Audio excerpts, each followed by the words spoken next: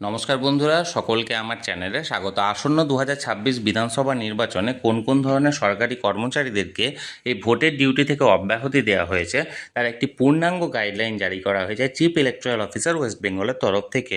আমরা এই গাইডলাইনের বিস্তারিত জেনে নেব। দেখুন, এই অর্ডারটি জারি করা হয়েছে office of the chief electoral officer West বেঙ্গলের তরফ থেকে। ডেটটা দেখুন 6 এপ্রিল 2026, অর্থাৎ গতকালকে এই অর্ডারটি জারি করা হয়েছে।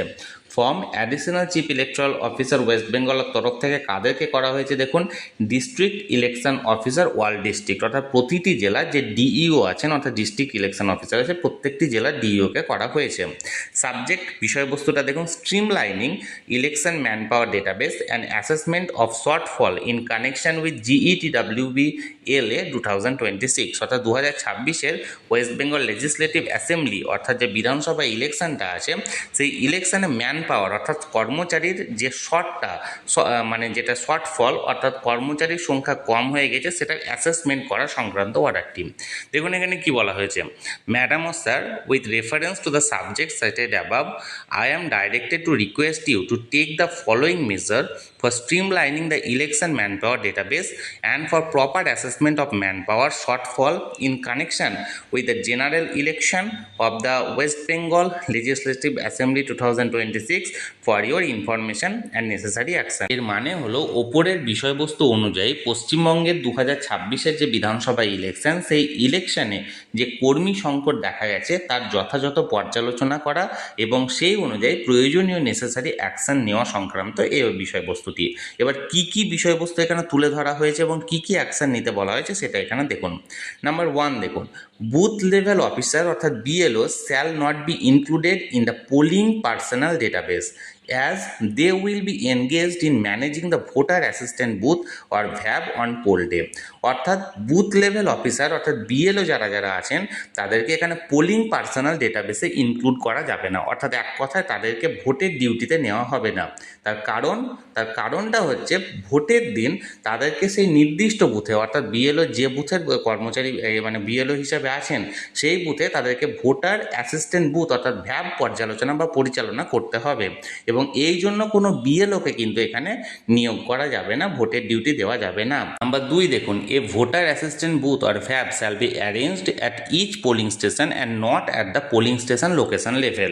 অর্থাৎ একটি VAB সেন্টার প্রত্যেকটা ভোট গ্রহণ কেন্দ্র অর্থাৎ প্রতিটি পোলিং স্টেশনেই করতে হবে, কোনো পোলিং স্টেশন লোকেশন লেভেল অনুযায়ী করা যাবে না। অর্থাৎ এক কথায় বলতে গেলে ধরুন একটা বিদ্যালয়ে একসঙ্গে 2 বা 3টে বুথ হচ্ছে বা 3টে ভোট গ্রহণ কেন্দ্র আছে, ওই 3টে ভোট গ্রহণ কেন্দ্রের জন্য 3টে আলাদা আলাদাভাবে VAB করতে হবে। এমন নয় বা এমন করা যাবে না যে 3টে কেন্দ্রের জন্য একটাই VAB করা হলো এবং ওই VAB-এ বা ওই BLO 3টেকেই এখানে সার্ভিস দিচ্ছে, সেরকম কিন্তু করা যাবে না। অর্থাৎ প্রতিটি আলাদা আলাদা পোলিং স্টেশনের জন্য একটা করে VAB এখানে রাখতে হবে। নাম্বার 3 দেখুন, a lady central armed police force CAPF personnel shall be provided with each polling party where any lady polling officer is deployed. অর্থাৎ যেখানে কোনো মহিলা পোলিং অফিসার মোতায়েন করা হবে সেখানে প্রতিটি ভোট গ্রহণ কেন্দ্রের সঙ্গে একজন মহিলা কেন্দ্রীয় সশস্ত্র পুলিশ বাহিনীর বা CAPF এর সদস্য সরবরাহ করতে হবে। অর্থাৎ একটা মহিলা পোলিং অফিসার অর্থাৎ first polling, second polling, third polling বা মানে প্রিজাইডিং যেই হন না কেন একজনও যদি মহিলা থাকেন তাহলে সেখানে কিন্তু অন্ততপক্ষে একজন মহিলা কেন্দ্রীয় সশস্ত্র পুলিশ বাহিনীর এখানে সদস্য এখানে সরবরাহ করতে হবে বা থাকতে হবে। দেখুন 4 নম্বর দেখুন, while preference may be given to all women polling station, district election officer অর্থাৎ DEO may constitute mixed polling party comprising both male and female polling personnel, subject to ensuring adequate accommodation and proper security arrangement for the lady polling personnel।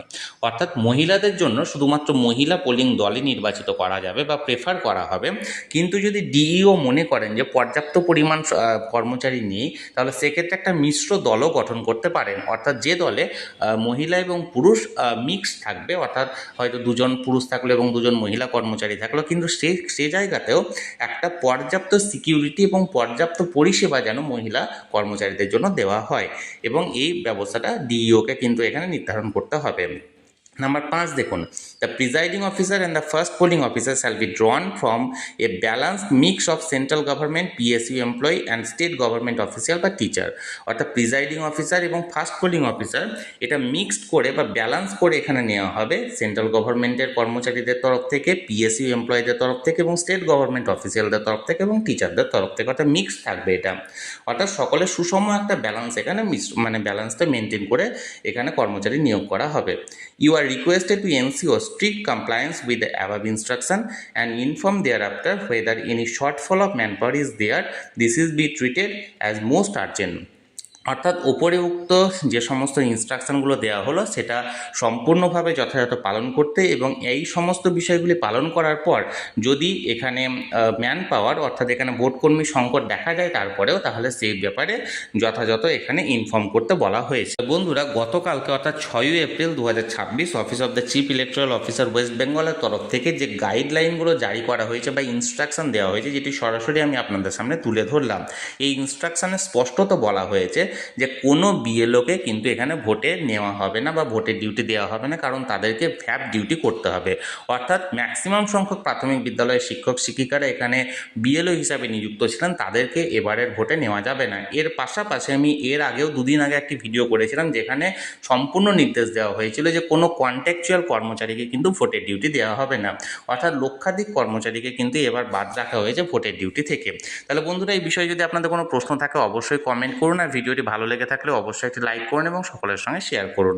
আর সেই সাথে চ্যানেলে যদি প্রথমবার হয়ে থাকেন এই রকমের ইনফরমেটিভ ভিডিও আরও দেখার জন্য যারা এখনও পর্যন্ত চ্যানেলটিকে সাবস্ক্রাইব করেননি তারা অবশ্যই চ্যানেলটিকে সাবস্ক্রাইব করে রাখুন। ধন্যবাদ, দেখা হচ্ছে পরের ভিডিওতে।